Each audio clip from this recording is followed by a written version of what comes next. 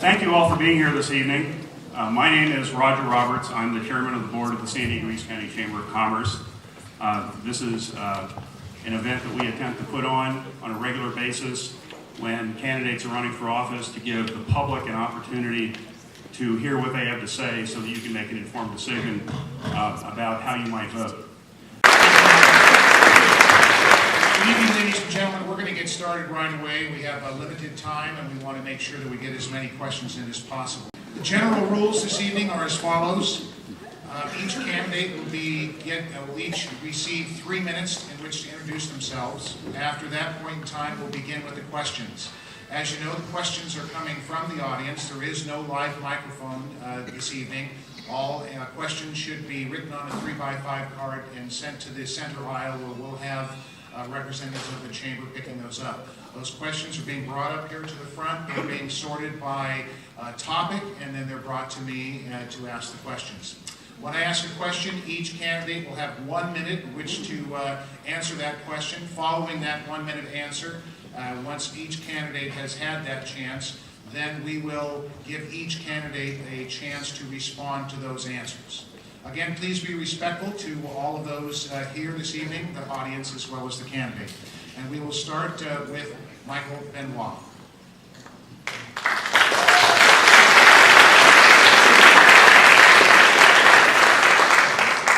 Good evening and thanks for being here. Can you hear me? Yes. All right, great. I've been running for Congress since 2000. The year 2000, this is my 6th run. You might ask why do you keep doing that, especially as a libertarian when there's a very small chance to win. And basically, my whole purpose is about the restoration of our inalienable rights that have been usurped by government over the decades. Little by little, with each piece of legislation, we've lost our right, and that's how it's been infringed on. Now, first off, I want to cover the fact that the election is rigged. And the election is pretty well rigged in all the districts around the country, except for maybe about 50 of them. In about 50 districts, there's competition. And the rest of them, they're gerrymandered, especially in California, for one party or the other. And that's why you find that we're not in a lot larger auditorium than this, packed, because the system is broken in the way that it has stolen the interest in the political process. Whether you be in this district that's heavily laden for Republican voters with 146,000 to 106,000 Democrats with approximately 75,000 registered as other, or in Bob Filner's district where it's slanted the other way. This is really destructive to our process. Not only is we're process rigged, as we enter public school and we go through the public school process, we find that we're told that you got to vote for the Democrat or the Republican because the reality is only 1 or 2 of those can actually win the election. And that's what we're told growing up. Well, that reality, folks, has led to a stagnant pool of water. And you've got left or right, the same paradigm going to Washington. And in the process, you have a system that's totally broken. Last night, Duncan Hunter said that the economy was improving up in Crest. And when I heard that, I went, wow, the economy's improving. The economy is the worst it's been in decades, if not half a century. The national debt exceeds $13.3 trillion. The federal budget deficit is over over $1.5 trillion. We're embroiled in 2 wars in the Middle East. Unemployment is at record highs. Social Security is about to go bust. The Federal Reserve is printing money nonstop. And there's a dam of hyperinflation about to burst. The welfare state is about to collapse. All level governments are on the verge of bankruptcy. Home foreclosures are hitting record highs, and much more. We're in deep trouble, folks. Thank you.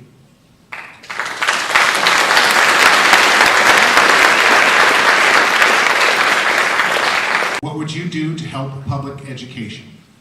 Well, the better question is, what would you do to help education in general? And by doing that, you would also help public education.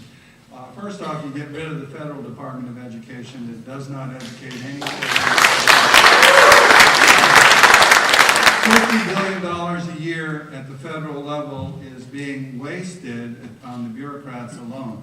Leave that money in the people's pocket that earn that money. Liberty is the answer to every problem that we face in this country, and giving parents or allowing parents to keep more of the fruits of their labor so they can engage in choosing their own schools. And competition does work, and homeschool works, and encouraging homeschoolers is another way to improve the quality of education in this country. And I can tell you story after story of homeschoolers that I know that are excelling and beating public schools at every turn.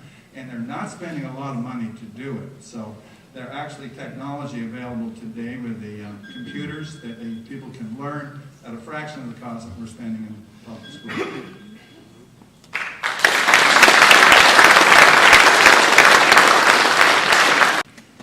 Well, Duncan covered a couple of the points properly. You know, it certainly takes personal involvement, personal responsibility, and it takes competition, but it definitely doesn't take a central control scheme from the federal government controlling through the state governments down to the local governments, and you got all this mishmash of control. I know with my kids, when they entered kindergarten, they had a thirst for learning. By the time they were graduating, the thirst had gone way, way down, and had to do a lot of personal teaching to get one of my daughters actually through school. I had to drag her through all the homework and teach her what she was supposed to be learning during the day. And we don't have time to go into the craziness of some of these scenarios that they. But I remember when they were teaching phonics, they were trying to bring phonics back in, and my daughter was coming home thinking her name was Michelle. So, and they were messing that up. But frankly, we've had a lot of decay, and it's because of lack of competition more than anything else, and central control.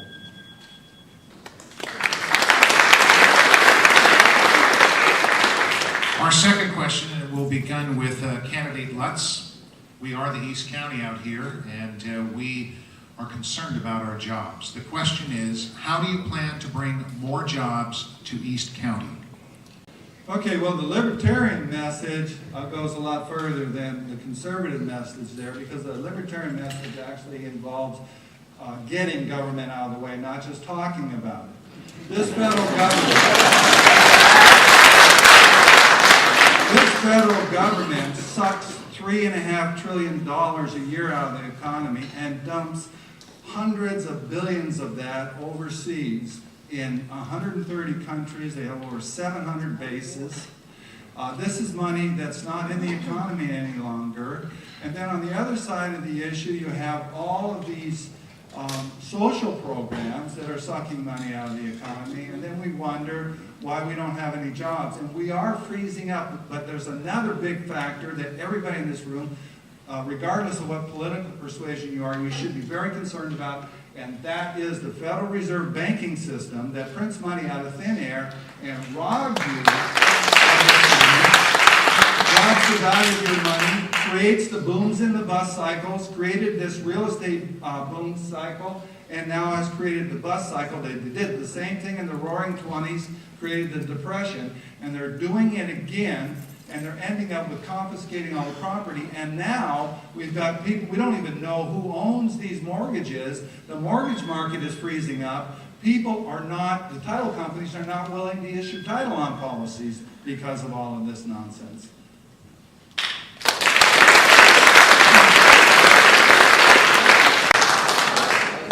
Candidate Benoit.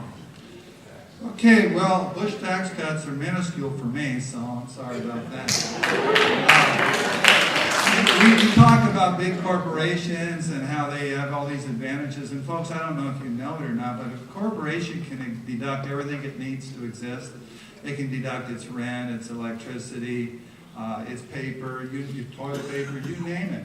How come individuals can't do the same thing? I talk about creating prosperity. How come you can't keep the fruits of your labor? And the other thing that when I mentioned the Federal Reserve Bank, it seemed like we didn't get a lot of understanding. It's a private bank, folks. It's a private bank. It's owned by stockholders, shareholders. It prints money and buys treasury bills with this money that it prints, okay? And that's debt for your children. That's selling your children into slavery. And we let this go on. Whether Democrat or Republican, you should let this go on. Federal Reserve Bank doesn't pay any taxes and is a privately owned company.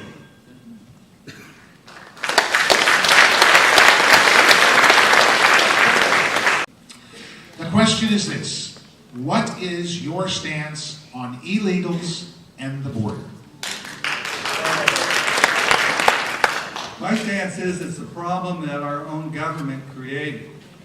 And it's been creating it and exacerbating it for 40, 45 years. We didn't have a problem in 1960 or 1970. Or if it was a very minor problem. And two factors have caused it to explode. One is that they stopped the migrant worker program. It's very minuscule compared to what it used to be. And so workers started coming here illegally. And then all the ramping up, the little bit of ramping up, didn't really solve any problem. A little bit of increasing border control here and there didn't solve any problem. And you're not going to solve it if you actually put troops on the border. But then when the welfare state started expanding, everybody's up in arms because they're draining all the social services. And the idea that they can get free education coming here, get free health care and free babies and all of that is exacerbating the problem, and it's all created by your own federal government. I propose that we take the troops from around the planet, put them on our own border until we solve this issue.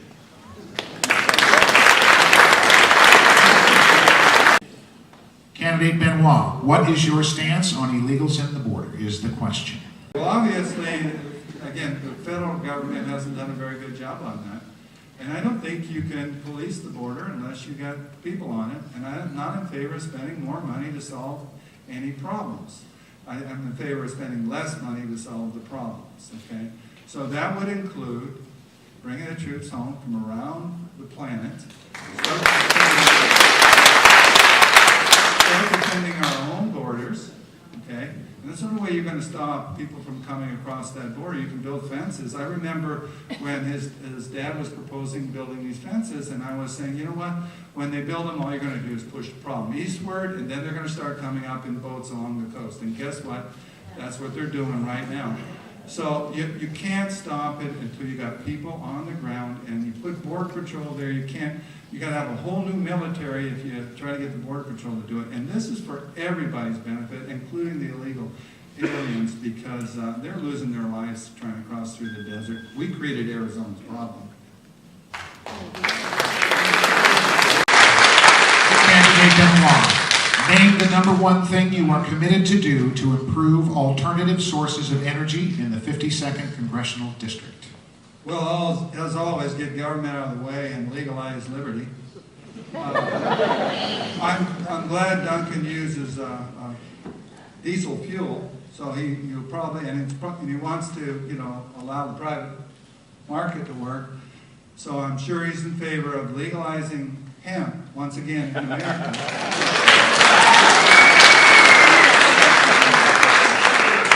And if you don't know this, the Constitution was written on hemp paper. So hemp can produce paper, it can produce diesel fuel, produce rope, clothing, it can produce food, lots of things. And it's a renewable resource, it rejuvenates the soil. Even during World War II, the American government encouraged farmers to grow hemp for the war effort. Randolph Hearst and his paper mills were the reason that hemp is illegal today. And that's what Congress needs to do, is start repealing legislation that's infringed on our liberty.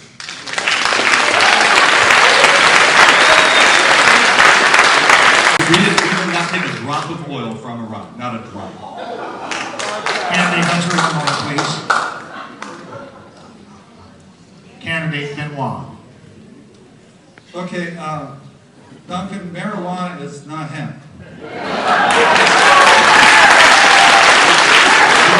got me, Mike. You got me.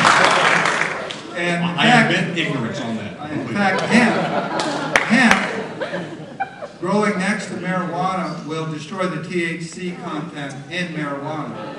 Okay, the cross-pollination there. And by the way, I am in favor of legalizing marijuana. Vices are not crimes, and people that make crimes, make vices into crimes, are criminals, as far as I'm concerned. So, free up the American people, legalize hemp, and watch some other alternative resources. We didn't take a drop of oil out of Iraq. It wasn't about taking oil. If you restrict the oil supply, the prices go up. It was about supporting the military-industrial complex. Candidate Benoit, what are the most important issues facing the 52nd District? Well, there already is a moratorium on foreclosures. It just happened. 50 states' attorneys general have filed legal action over this basis because they don't actually know who owns a lot of these mortgages. Now, folks, this is going to it's going to lock up the real estate industry because they can't tell who owns these mortgages. New sales are not going to occur because title companies are not going to want to issue title policies not knowing who the actual owner of these properties are.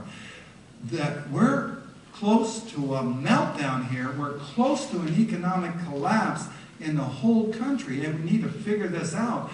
Spending $1.5 trillion more than they're taking in, and they're not abating, they're not stopping. Duncan Hunter just voted $53 billion for NASA. I'm sorry, NASA is not a constitutional agency, and I just took some time to look over the federal budget. They're not decreasing anything. Why can't they just at least freeze it? We're close to meltdown here.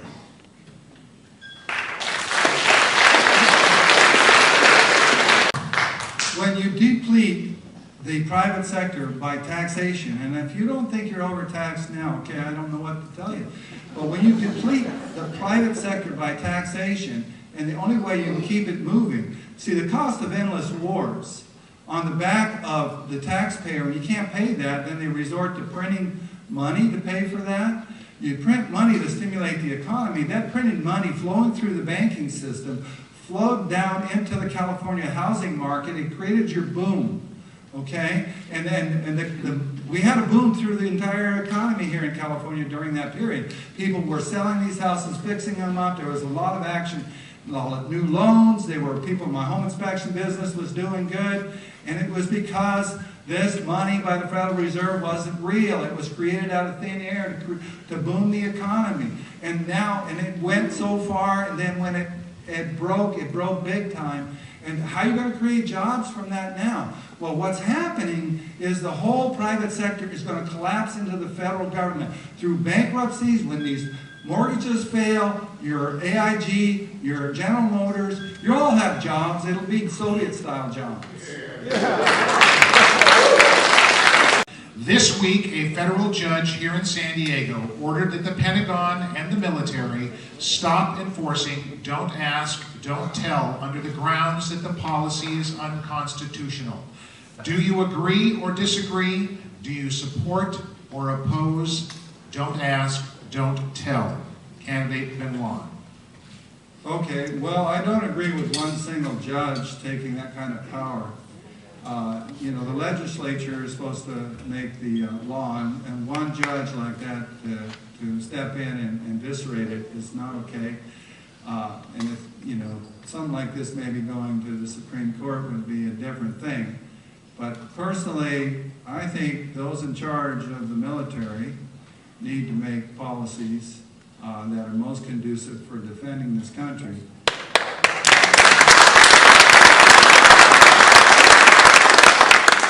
And that doesn't include being an offensive force all over the planet. That includes, so let's bring them home first, and then you can go over this issue. I'd rather that the people that are in harm's way over there be made safe, and then we can discuss whether or not this is an okay policy or not. I think we should bring all the troops home and ask them each personally what they think.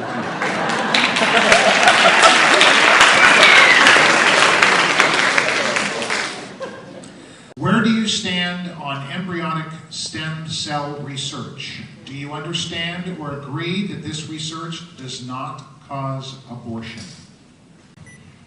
I haven't looked at that in detail. I don't think it's the federal government's decision. I don't see that anywhere in the Constitution. The Constitution was set up so that the federal government was to deal with issues that were foreign to the states. And the states were to deal with all domestic issues, which related to life, liberty, and property. And so that is under the guise of the state jurisdiction and not the federal government. And that formula the founders set up is what helped America become prosperous. That formula is the one we violated, so that would be an issue to be decided in the state legislatures.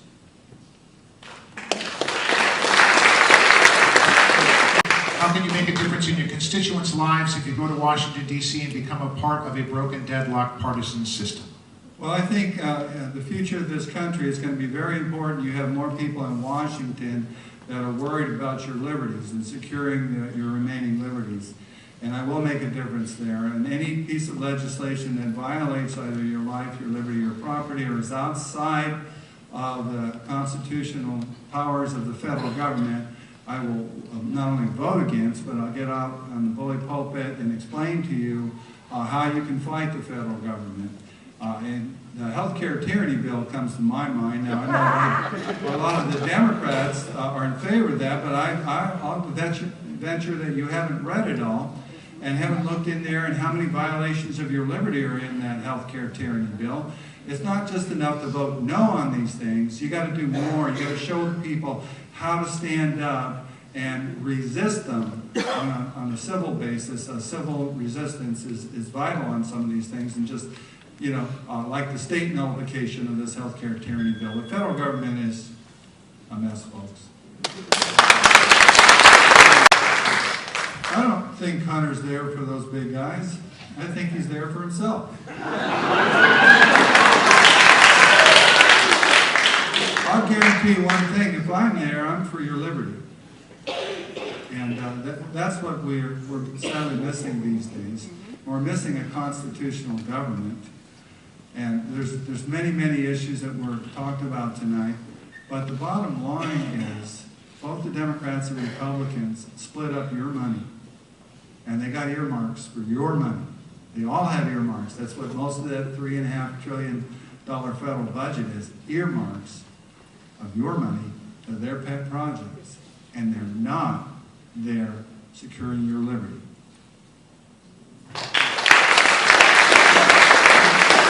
And Candidate Benoit, your closing statements, 2 minutes, please.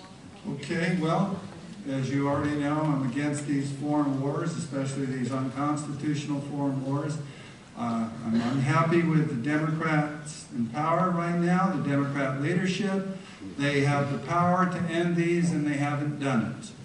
I'm unhappy with the Republicans who have promised smaller government for all of my adult life. They have promised that they were for the small businessman. Well, look around at the economy right now. The Democrats or the Republicans have promised this smaller government, and from the time Duncan Hunter his father took office, the same year Ronald Reagan did, the federal budget was $900 billion. Today it is $13.3 trillion. The federal, excuse me, I got that number wrong. The debt was $900 billion. Now the debt is $13.3 trillion. The federal budget was $590 billion, and today it is $3.3 trillion. This debt, folks, that they have left us is enslaving our children, okay? There's no other way to call that $13.5 or $13.3 trillion of debt. That's enslavement on your children and your grandchildren. I don't care if you're for all the social programs or you're even for the going to war.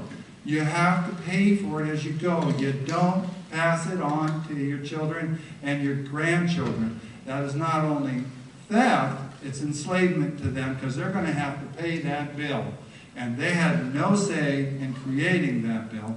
We have a federal government that allows a Federal Reserve banking system, and I'm sorry that some people don't understand how that's affecting the economy, but when they print this money, it is destroying the value of your money that you have, your retirement, and everything else. You're going to see inflation in the grocery store and all your other expenses due to the Federal Reserve Bank, and both parties let them get away with it. At this time, we are going to conclude our debate. I'm sure that you agree it was very educational. Had an opportunity to see our candidates up front. I'm glad we did this. We want to thank the San Diego East County Chamber of Commerce for putting this on, the Cuyamaca College for hosting us. We want to thank you all for being here, and we especially want to thank